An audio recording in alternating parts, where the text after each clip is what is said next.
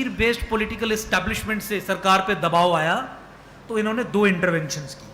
पहली इंटरवेंशन ये कि इन्होंने डोमिसाइल लॉ बनाया और कानून में संशोधन करके कह दिया कि जम्मू कश्मीर में सरकारी नौकरियां केवल उन्हीं लोगों को मिलेंगी जो जम्मू कश्मीर में लगातार 15 साल से रह रहे हैं।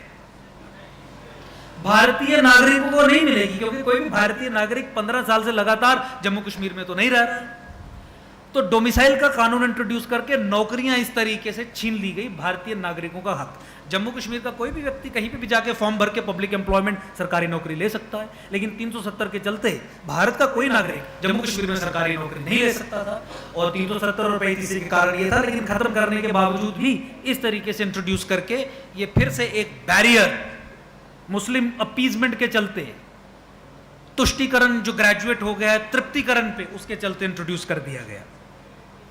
दूसरा, जम्मू कश्मीर में प्रॉपर्टी खरीदने के लिए आपको पहले परमानेंट रेजिडेंट सर्टिफिकेट लाना पड़ता था।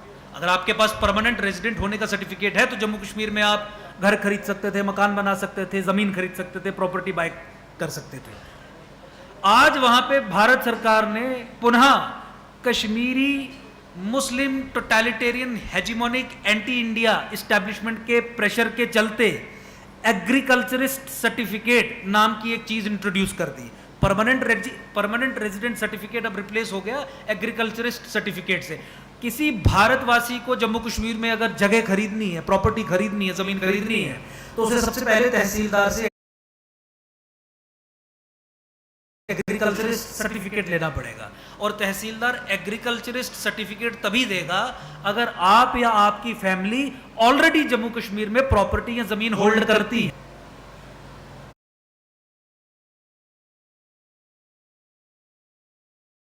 शर्त रख दी गई कि ऑलरेडी अगर आपके पास जम्मू कश्मीर में प्रॉपर्टी है तो ही आप प्रॉपर्टी खरीद सकते हैं। तो 370 और 35A को बैकडोर से रीइंट्रोड्यूस कर दिया गया दोनों ही तरीकों से।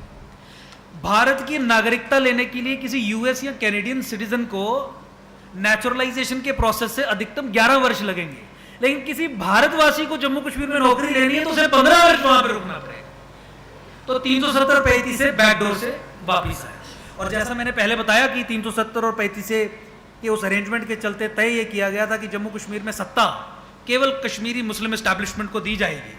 उस समय की सोच थी कि एक मुस्लिम मेजॉरिटी स्टेट है जिसने हिंदू मेजॉरिटी कंट्री का दामन 1947 में थामा है, पाकिस्तान का दामन नहीं थामा है। तो जम्मू कश्मीर में अगर डेमोक्रेसी का चेहरा मुसलमान होगा तो दुनिया को हम बता सकते हैं कि इंडियन डेमोक्रेसी और सेक्युलरिज्म की कितनी बड़ी विक्ट्री है।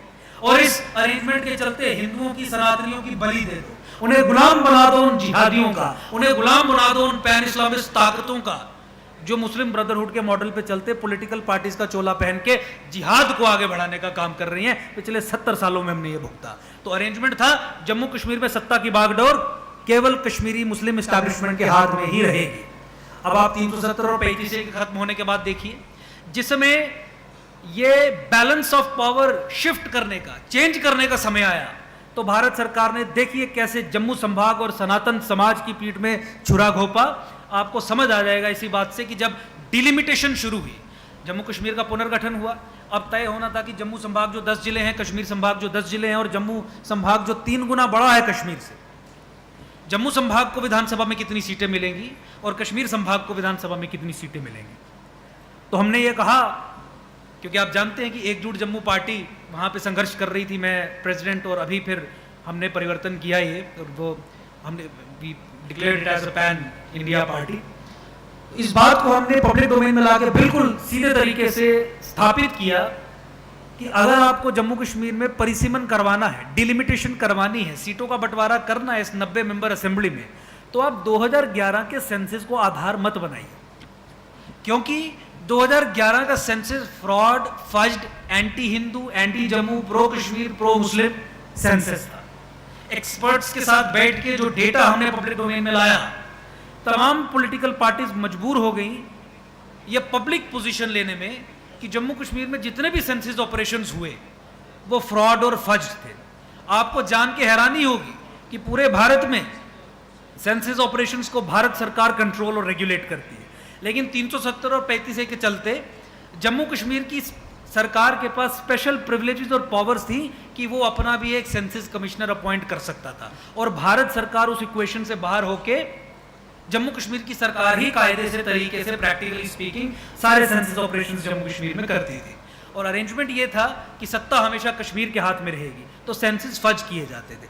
एविडेंस रखा गया, हमने स्वयं एविडेंस रखा कि 2011 का सेंसस फ्रॉड है, फज्ड है।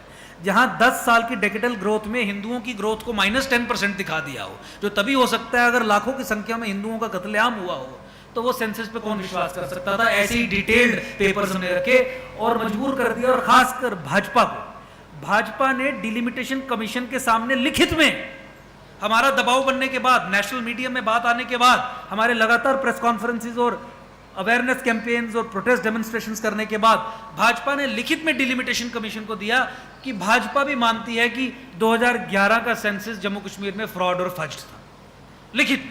लेकिन उसके बावजूद जम्मू कश्मीर में पोस्ट एब्रोगेशन जब डेमोक्रेसी को रिस्टोर करने की बात आई, तो उसी झूठ को आधार बना के जम्मू कश्मीर में शैम डेमोक्रेसी को रिस्टोर किया गया।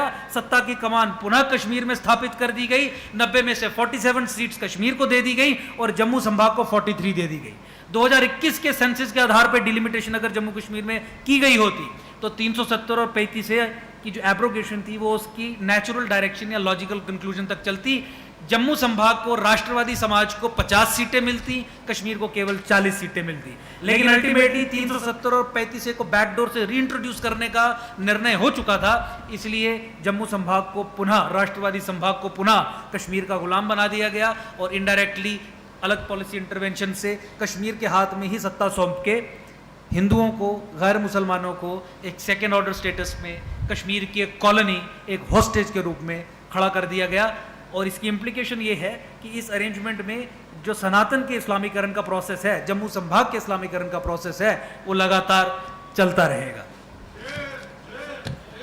तो कोई भी अगर आपको ये कहता है कि 370 और 35 से हटाया तुम हिंदुओं के लिए, तो मुझे लगता है कि इन तथ्यों के आधार पे आप उनके आर्ग्यूमेंट्स को डिफीट कर सकते हैं। सनातन की बात तब तक